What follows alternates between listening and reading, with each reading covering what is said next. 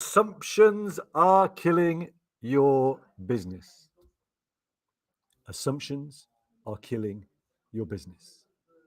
Now, we've all heard the phrase, assumptions make an ass of you and me, or assume. To assume makes an ass of you and me, if we're being semantic about it.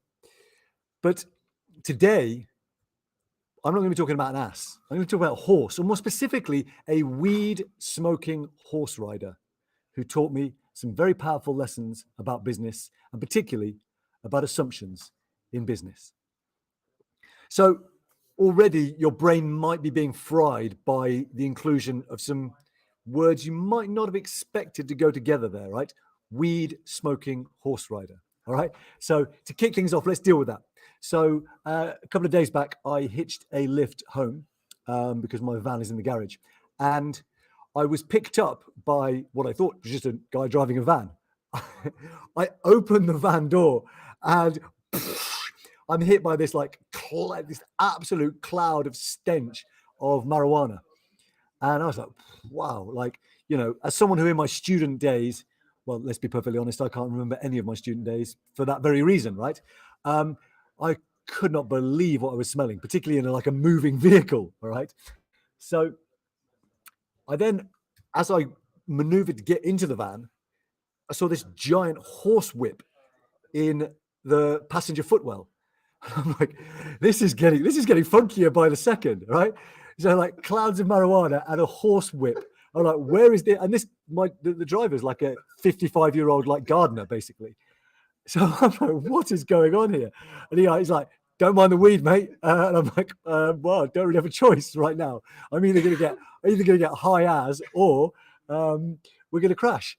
And he's like, I'm just on the way to a riding lesson. I'm like, yeah, I can see that. Turns out not just any riding lesson, right? He's going to have a dressage lesson. And now my ex-partner was, big into horses, showing horses and dressage. And this guy sitting in the driver's seat next to me, stoned off his tree, is literally the last person I would have expected to be going for a dressage riding lesson. So what can we learn here other than that I get myself into some interesting situations, right? Well, as an entrepreneur over 50, and I'm speaking to my Greater Life audience. So for those who aren't in the know, my co-founder Mike Turner and I have founded Greater Life, which is intending to be a world-leading community for entrepreneurs over 50. And what we know is that doing business anyway is a lonely endeavor. Particularly doing business as an entrepreneur over 50 is a lonely endeavor, is a challenging endeavor, and comes with all kinds of questions around how to earn money effectively in a society that believes you're over the hill, how to find purpose and meaning when dealing with some of the challenges to our identity that come past 50.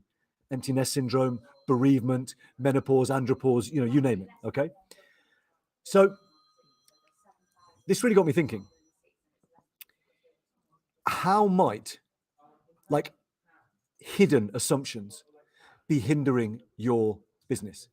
Because here's the thing, it's as an entrepreneur over 50, and full stop, as an entrepreneur, you're dealing with the challenge that assumptions bring, right? The assumption by society that you're over the hill at 50, all right? The assumption that everything is fine, when the reality is, according to the NHS, that 1 in 2 of the over 55s is facing mental health challenges, all right? So you're already dealing with the challenges of assumptions, people assuming things about you, all right? But what assumptions might be hindering your business that you're not aware of? And the first of those that is most obvious, that's really been borne out by some of my other lessons in hitchhiking, and I'll pop the link to some other videos in the comments, is the assumption that, two things, the assumption that your customers know what you do for them, and secondly, the assumption that you know what your customers are thinking, and most particularly, what language your customers are speaking. And the metaphor here is that my weed smoking, horse riding, dressage learning chauffeur was effusive in his praise for the fact that as a hitchhiker, I'd written a sign letting him know where I wanted to go. He was like, oh, it makes it so easy. Like just made the decision to just pull over and pick you up so much easier. Like he was like genuinely gushing about the fact that I'd created a sign.